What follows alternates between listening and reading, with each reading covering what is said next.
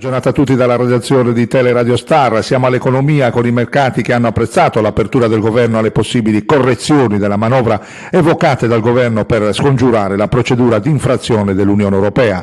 Anche l'intervento al Parlamento Europeo del Presidente della BCE Mario Draghi, che ha espresso fiducia in un accordo tra Roma e Bruxelles, ha contribuito a rasserenare il clima.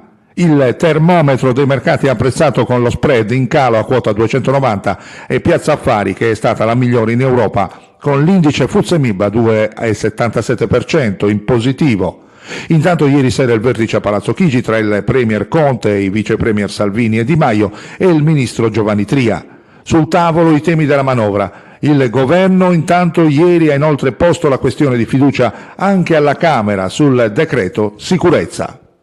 Era questa l'ultima notizia, naturalmente rimanete sempre collegati su Teleradio Star, la linea che può andare alla regia.